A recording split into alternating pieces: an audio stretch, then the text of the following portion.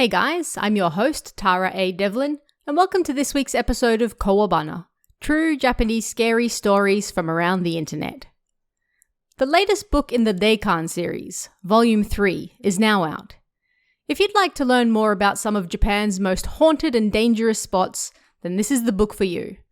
You can find all sorts of abandoned shrines, hospitals, parks, and even lesser-known places you wouldn't even think could be haunted.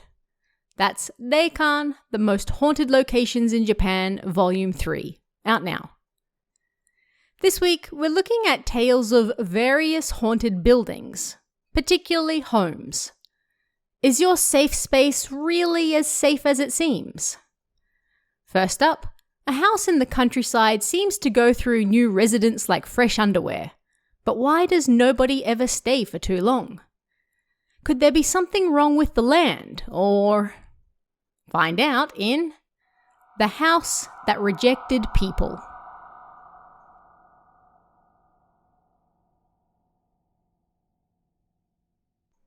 We've since moved away from that area and no longer live there, and I don't know how long that house was there for.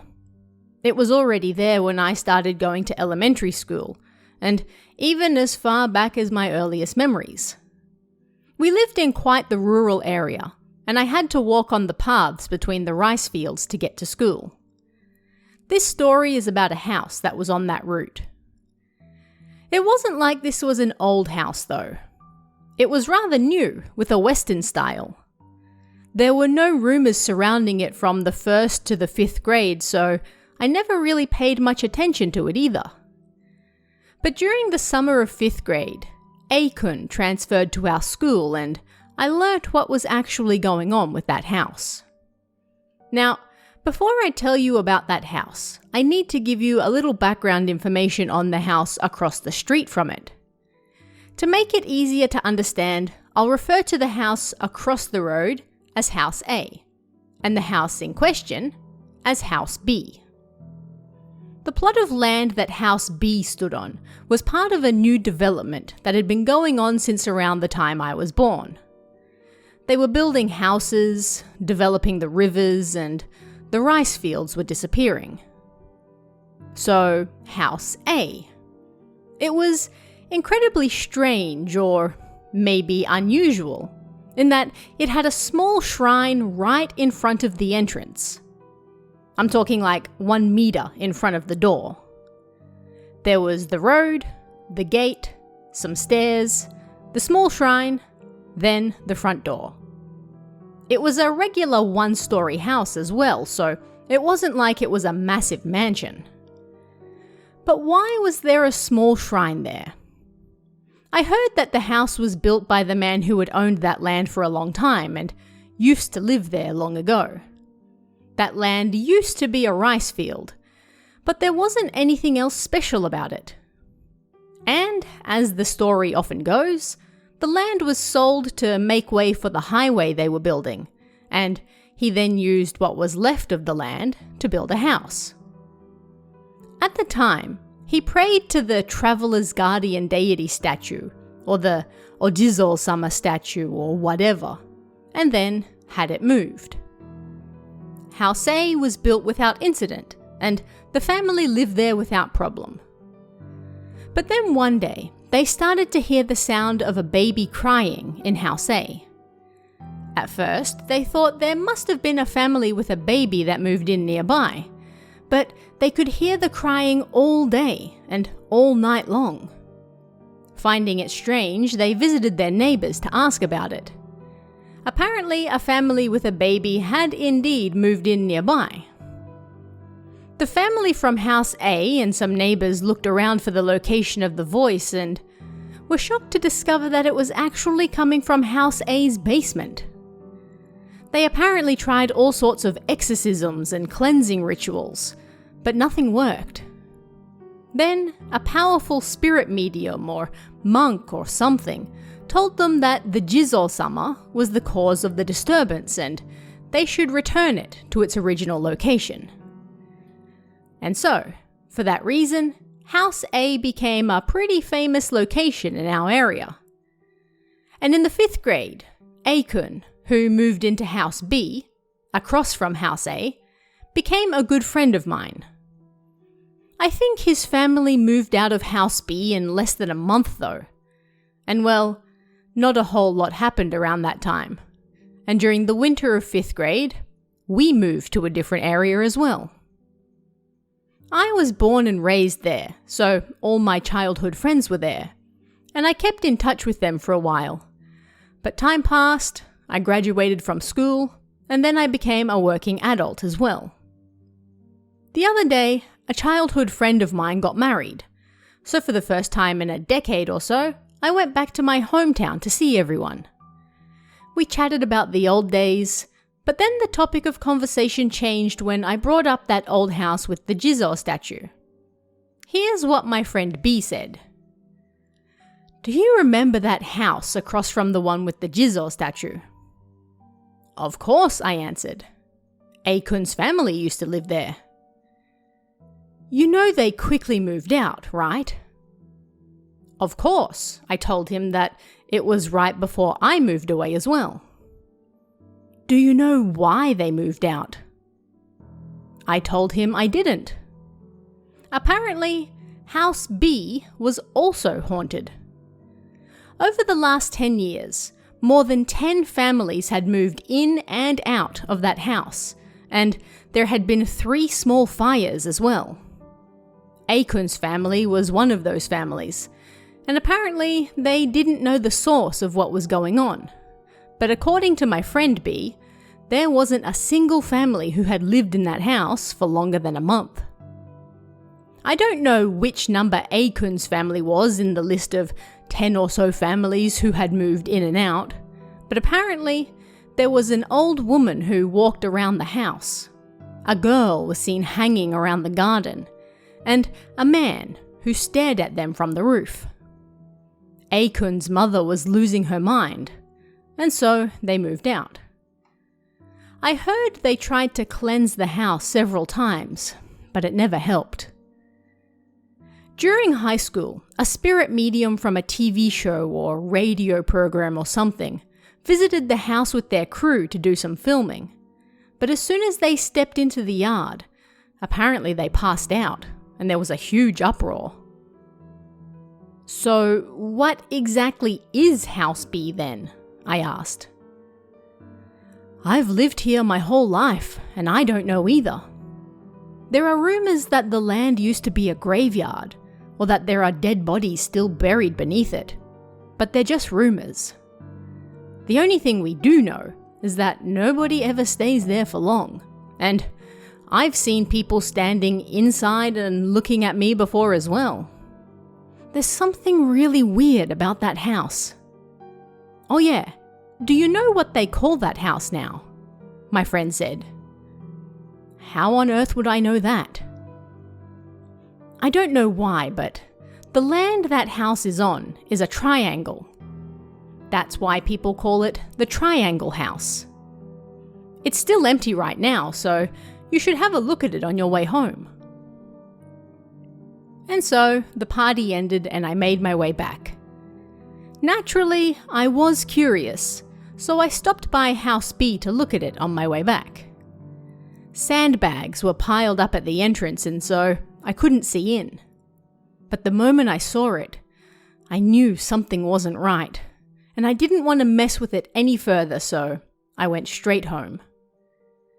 But hearing that story reminded me of something. A memory from 10 years earlier that, at the time, seemed weird. There were several people standing on the roof of House B. They were looking at me and laughing. I was with a group of friends on our way home from school, and we all ran home crying. A young gang of girls decide to visit a famous abandoned area for a test of courage. But to take things up a notch, they decide to visit the scariest area of all, a haunted hot spring. What's the truth behind that creepy stain on the wall? Find out in Stain on the Wall.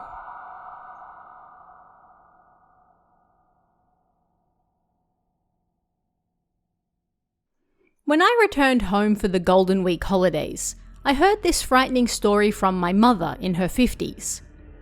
My mother is from Akita Prefecture, and when she was young, apparently she was in a women's gang. Over 30 years ago, she often went with her friends to try various tests of courage. The place where the Hanaoka incident took place was popular at the time, so this happened when they went there. They arrived in the middle of the night, and because it was abandoned, the supermarket, movie theatre, etc. had all been left as is. The whole town had been left as a ruin, and as they went further in, they found some massive apartment buildings made out of concrete. Apparently, my mother and her friends were what we'd now call delinquents, and they drove around looking for something interesting. If they found something interesting, they'd stop the car, get out, run around and make some noise, then, when they were bored, get back in the car and look for something else, stopping whenever they found something new. The place was full of weeds, and apparently their voices echoed well too. Apparently there was a legend that if you spoke in the abandoned apartment building in a loud voice, then the dead would answer. They tried it, but got no response. They also messed around by looking up at all the empty black windows and telling each other that they could see figures inside. And their final destination was apparently not the abandoned buildings, but rather the hot spring behind them.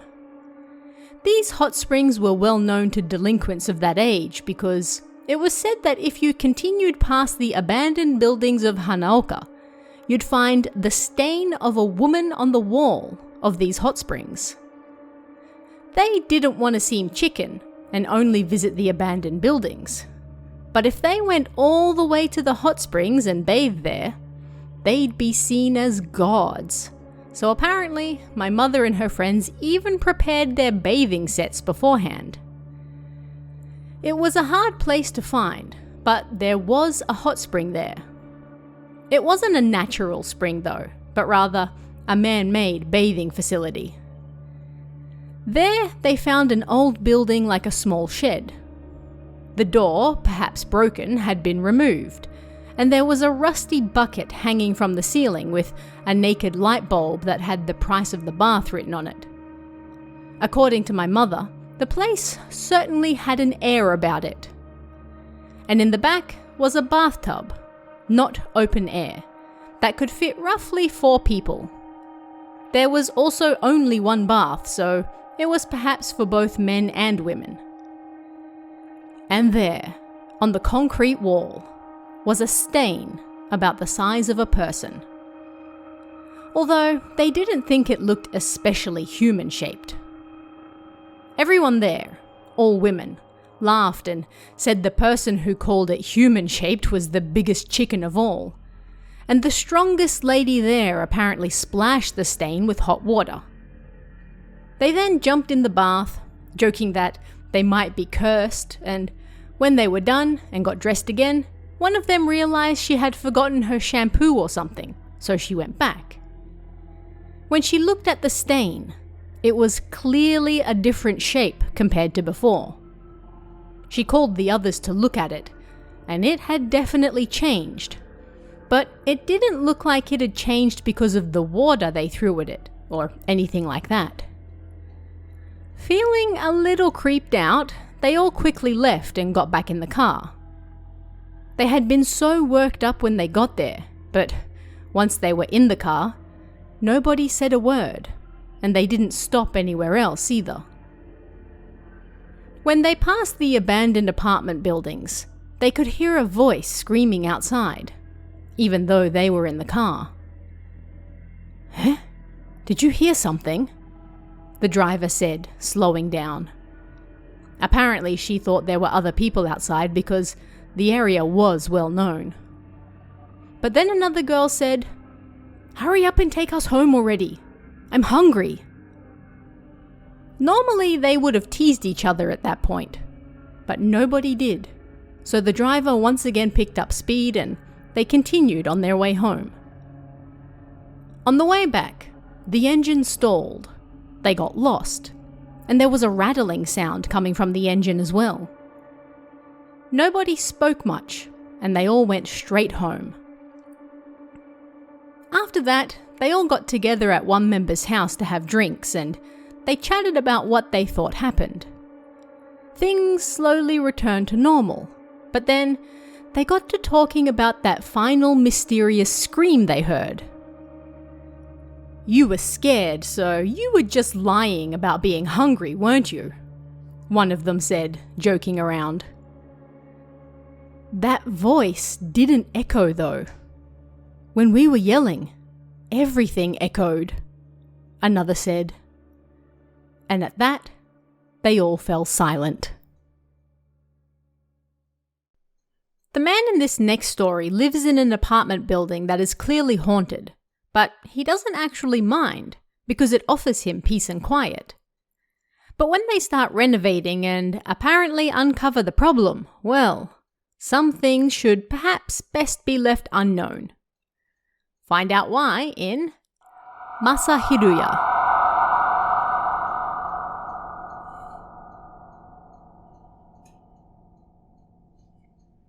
This happened quite some time ago.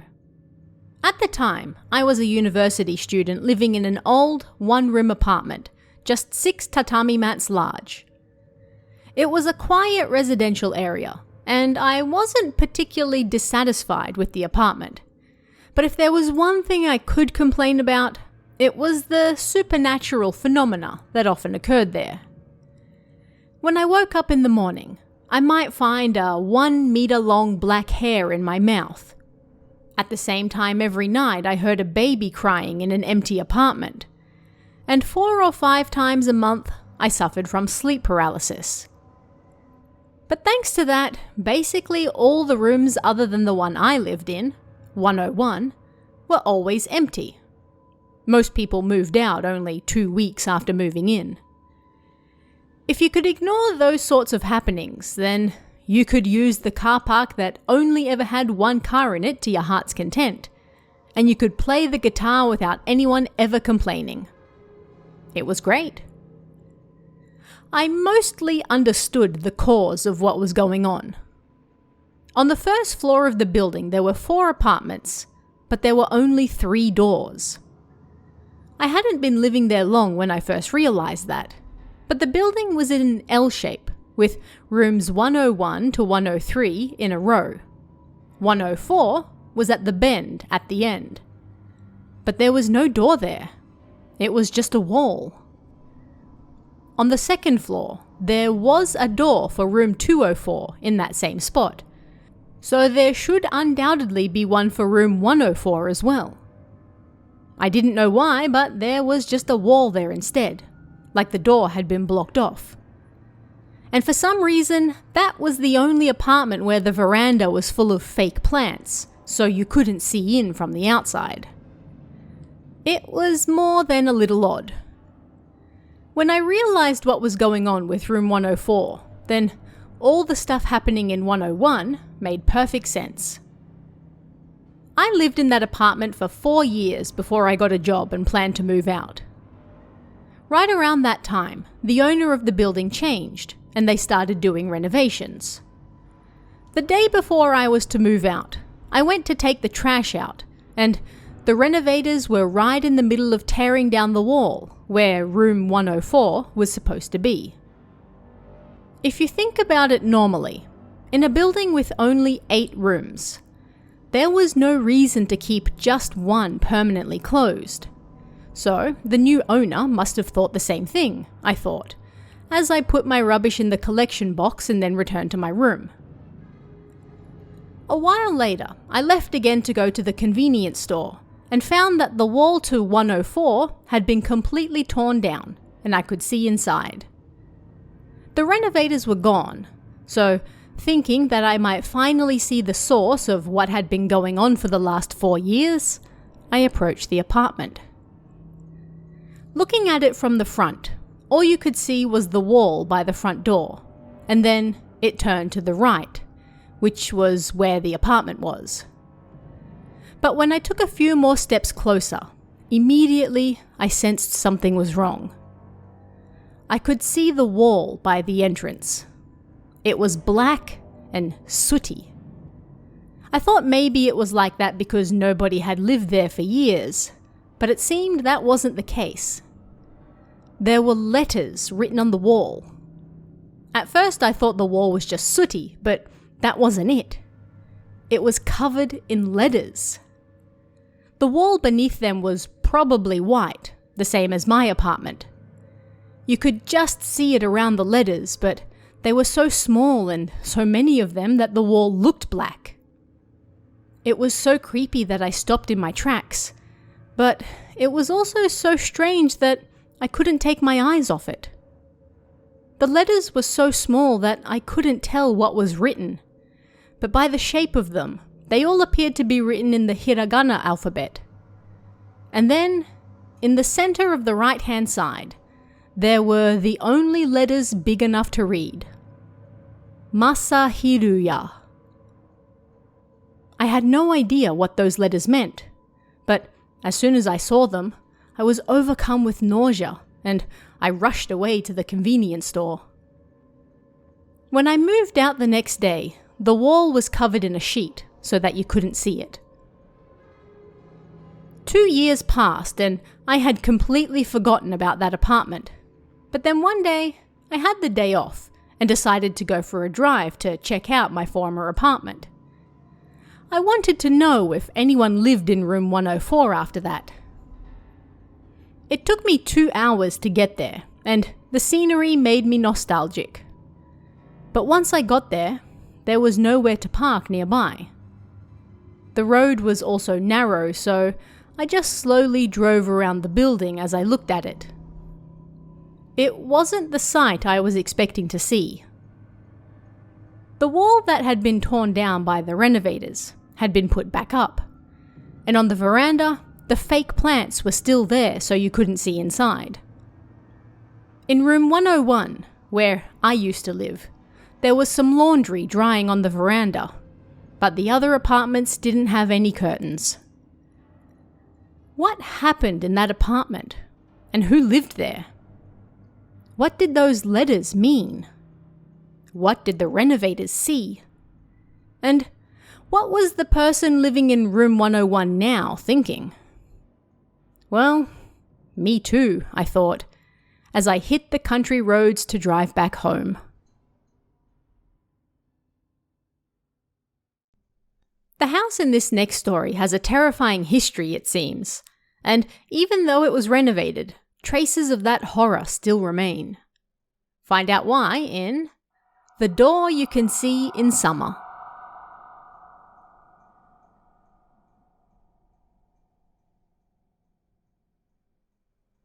This isn't a terrifying story, but this happens only in my family home, which is a rather old house. Now, maybe it's just an optical illusion, but sometimes you can see an old door at the end of the hall. It's not always there though. You can only see it in summer. We were drinking one time when I told my grandfather that I could see it, and then he told me a true story about our house. Apparently, long ago, around the start of the Taisho era, this house actually did have a door there. It led to a storehouse, but one day, one of the children in the house sensed something didn't feel right about it and told their mother about it. The mother was busy, however, so she told the child to take a look for themselves.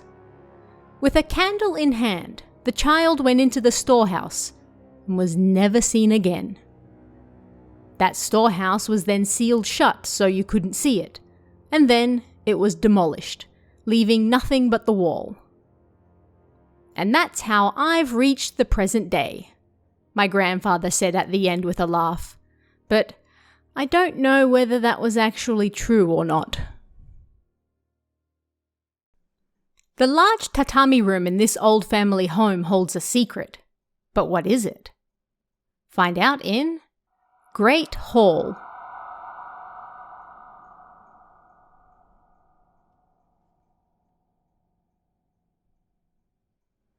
I heard this story from my aunt on my father's side.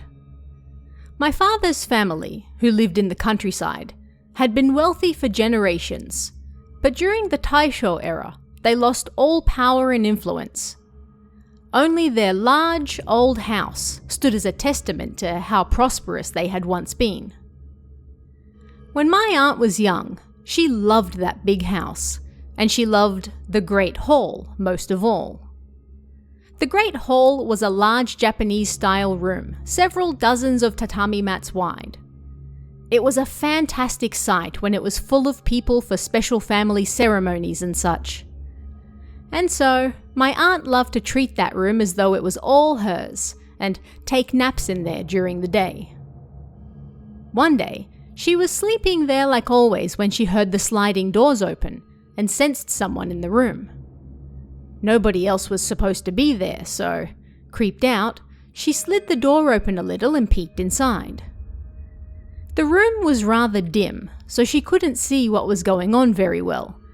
But there was an elderly woman sitting in the seat of honor, and in front of her, there was a large grandfather clock lying on the ground like a coffin.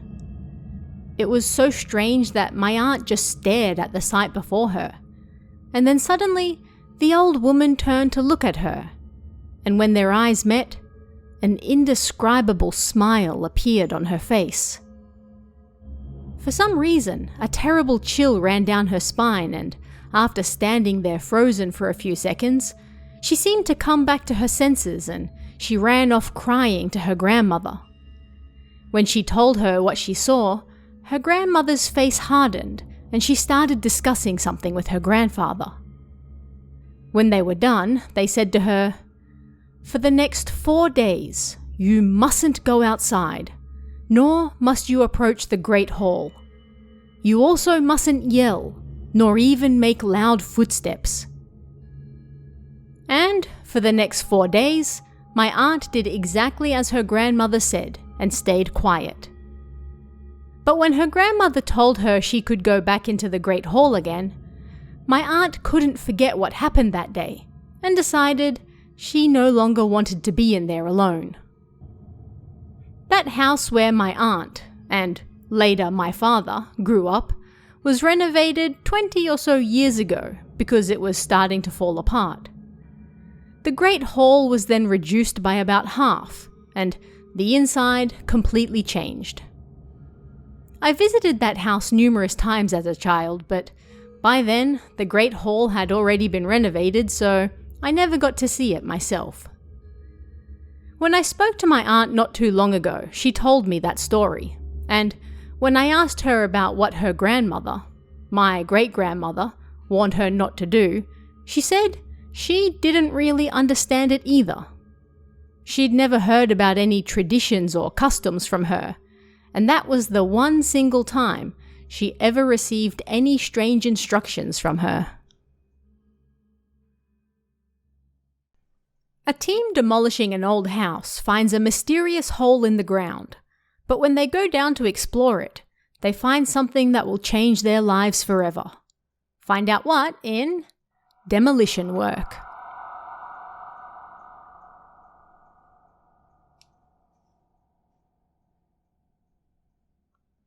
When I worked for a construction company in Kobe specializing in demolitions, something strange or creepy happened at least once a year.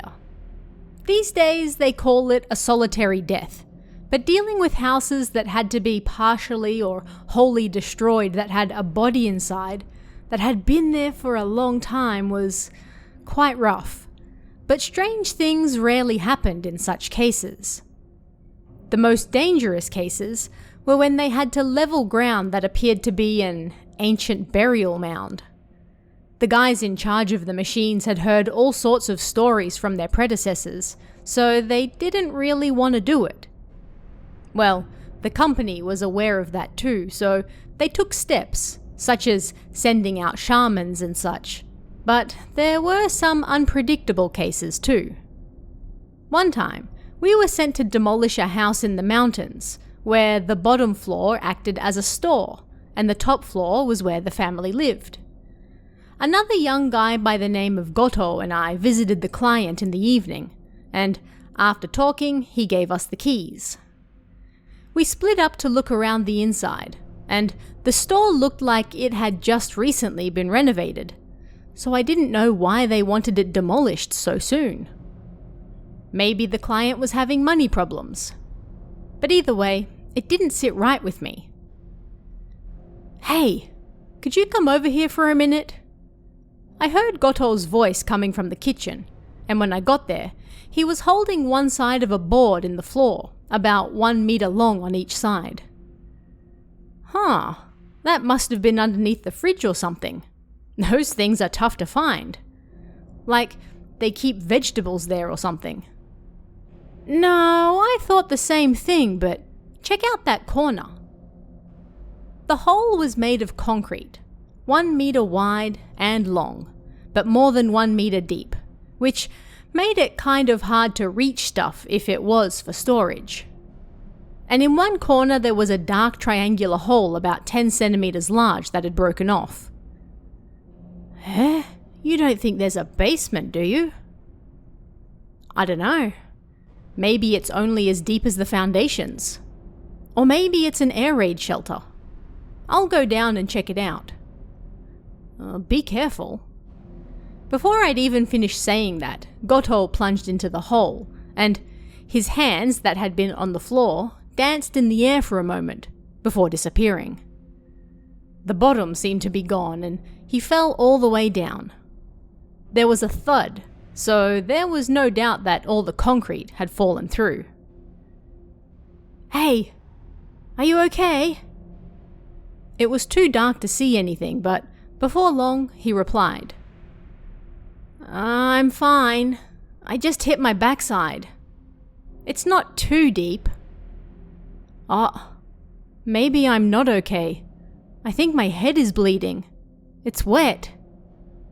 Hang on, I'll go get some help.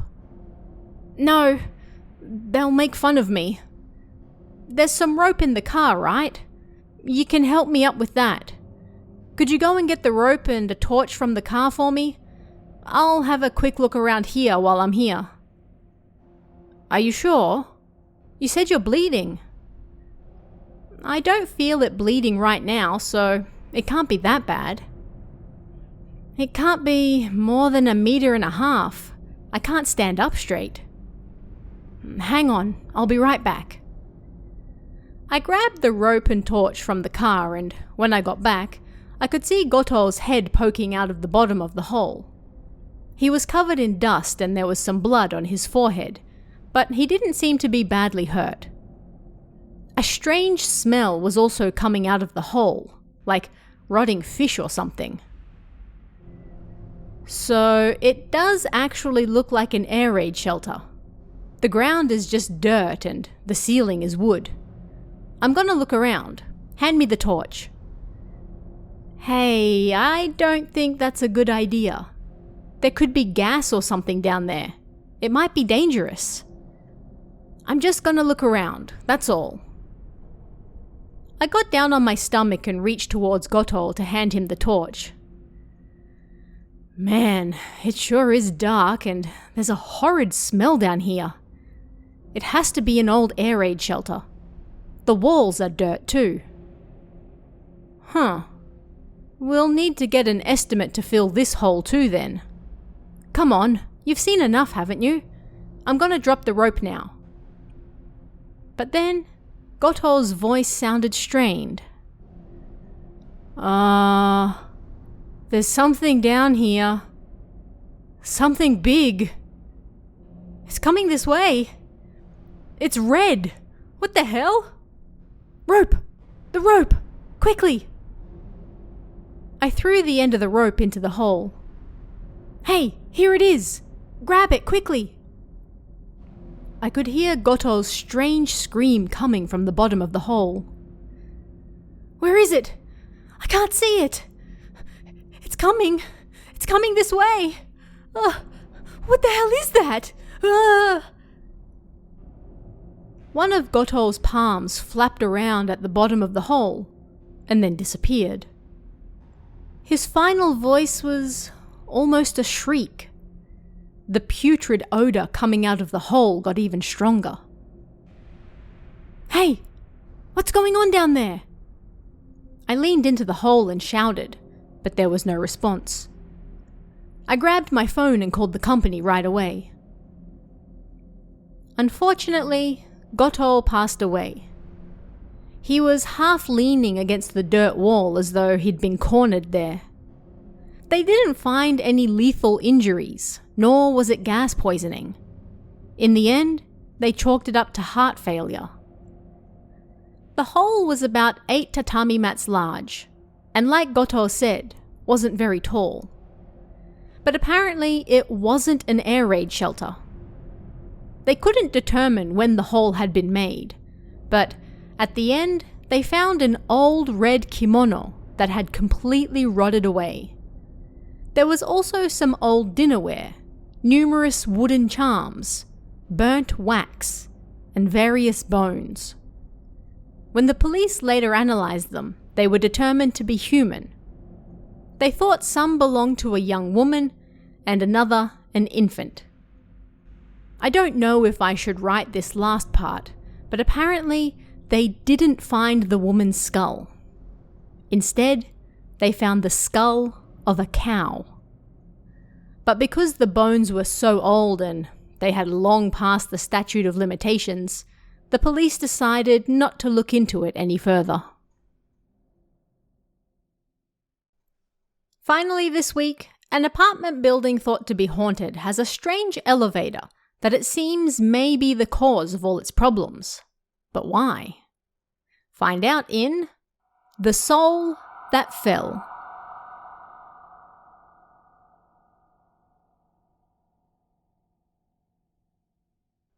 I experienced this story when I was just a kid. I was a curious child who often did silly things that got me hurt, so my parents often worried about me. At the time, we lived on the 8th floor of a 10-story apartment building, and according to the rumours, that building was haunted. We lived way out in the countryside, so there weren't that many tall buildings. It wouldn't be an exaggeration to say our building was the tallest in the area. So, it of course became famous as a place for people to jump as well. And because there were rumours that it was haunted, plus it was under prefectural management, well, it was an old, desolate building with most apartments always being empty. When I was younger, I always used the elevator to go downstairs to play, but because I was too small to reach the buttons to go back to our floor, on the way back, I always had to take the stairs all the way up to the 8th floor. The stairs were in the corner near the elevator, however, so even during the day, they were dark. The door was also made of steel and rather heavy, which made me feel trapped. Plus there were endless rumours that people had seen ghosts on those stairs, so they were rather creepy, and even the grown-ups rarely used them. I was still small, so you can no doubt imagine how scared I was using them each time. As such, whenever I used the stairs, I always ran all the way up to distract myself from how scared I felt. Sometimes when I stayed out too late, the stairs would be completely dark, and I remember crying and screaming for my mother as I ran to the 8th floor. Before long, I wisened up and realised I could use a stick to press the button I wanted, so I was able to take the elevator up and down alone. Before that, I usually returned home while it was still bright, because I was scared of taking the stairs when it was dark. But once I was able to use the elevator whenever I wanted, I often returned home after dark, making my parents angry. Now, you could say the same about the building itself too, but the elevator was extremely old, very dirty, and a regular old elevator with no special features. If pushed to say something about it, well, at the bottom of the wall, right as you walked into it, there was a small covering, like double doors you could open. This covering was normally locked so you couldn't open it. But when someone passed away in the building, that small covering could be opened. This would allow a coffin to fit inside, basically making the elevator temporarily wider. I guess you could call it a special coffin space. At any rate, at the time I had no idea why that covering was there, so I never really paid any attention to it. One day, I was playing at the park a short distance from our apartment when I lost track of time. Before I knew it, the sun had already set, and when I hurried home, it was already dark. I ran to the elevator, thinking of what excuse I'd tell my parents, pressed the button, and waited for it to come down. I jumped right inside, pressed the button for the 8th floor with my stick, and the doors closed. Slowly, the elevator started moving up, and as it did, a dull, mechanical sound echoed rhythmically inside.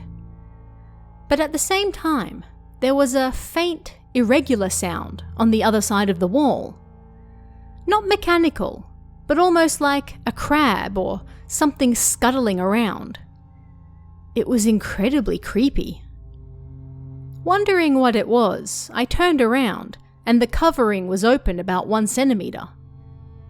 Looking back on it now, I guess the caretaker forgot to close it after moving a coffin. If I had known what that meant, then I no doubt would have been creeped out and pretended not to hear anything. But I thought the elevator was a safe space, and I wasn't scared of it at all. So I immediately put my stick into the gap and used it to open the doors further. They opened easily, and when I looked inside, there was nothing. Just an empty, open space. And at that exact moment, the elevator stopped. Thinking I'd reached the 8th floor, I turned around. But then I saw it. When the doors opened, there was something standing in the middle of the dimly lit hall. It was clearly not a person. It was grey and shaped like a person, but it was bent over at the waist and its upper body was swaying. I should have been able to see it clearly, but I couldn't tell if it was wearing clothes or even what its face looked like.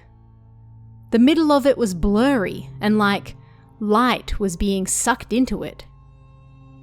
I forgot to breathe and all I could do was stare at the mysterious figure. I don't know how long I watched it for, but next thing I knew, I was lying on my bed at home. My mother and an old woman I didn't know were sitting next to me. For a moment, I didn't know what was going on, but when I opened my eyes, my mother screamed for my father, and he came running in and pulled me into a tight hug. At that moment, I remembered the terrifying sight I saw on the elevator, and I hugged him back, crying my eyes out. Apparently, another resident on a different floor found me passed out in the elevator and carried me home. They didn't know if I was still conscious or not, but I wasn't responding, so my parents took me to the hospital, just in case. They couldn't find anything wrong with me, however, so they gave me an IV drip and then sent me home for the time being. 2 days passed after that, and I spent most of that time lying in bed. When they tried speaking to me, I just stared at them blankly and didn't respond. In the prefecture I live in, when someone loses their mind like that, there's a saying that their soul has fallen. It's often said when children become frightened from an accident or something, and when a soul falls, it must be returned in a ritual called putting the soul back. The ritual is performed by a famous spirit medium in the area, sort of like an itako. So my father asked a spirit medium he knew to perform it, which was apparently when I woke up. After that, I told the spirit medium what I saw, and a few days later, I visited our family's head temple or something for an exorcism. According to the old woman, a lot of bad energy gathered at that apartment building, which made it easy to attract evil spirits. And that covering in the elevator apparently held on to the bad energy from those who died in the building, making it impossible for them to move on. these are old memories, so they might not be exact. Apparently, it was easy to pull the souls out of children who stuck their heads in there, because they're still weak. That incident was the final straw for my parents, however, and we soon moved to a different apartment after that. I never saw anything strange ever again after that. I'm now a working adult, and the memories are from my childhood, so they're a little vague. But even now, I'm still afraid of elevators and can't ride them alone, especially old ones. I went to see my parents today for the first time in a while, which was why I remembered this story. It might have been hard to read and not so scary, but thank you for sticking with it until the end. And finally, be wary of elevators that have small double doors in them. A massive thank you and shout out to this week's Cummy tier members, Just Sawn and Emerald. It's thanks to your support, along with everyone else, that I'm able to keep doing this show, so thank you very much. Don't forget to check out Daikon, the Most Haunted Locations in Japan Volume 3, out on Amazon right now. And check out our merchandise store at kawabana.store. And if you'd like to chat about this week's stories, come and join us in the Kawabana Discord. You can find that link in the description or on kawabana.net. You can also check out our Patreon at patreon.com/TaraADevlin for exclusive bonus stories and extras, or our YouTube channel at youtube.com/KawabanaJapan for all sorts of Japanese horror you won't find anywhere else. Thanks guys, stay safe, and I'll see you again next time for even more Kawabana. True Japanese scary stories from around the internet. Want even more scary stories? Head over to kawabana.net for new translations every week. You can also join our Patreon for exclusive stories you won't find anywhere else. Head over to kawabana.net now.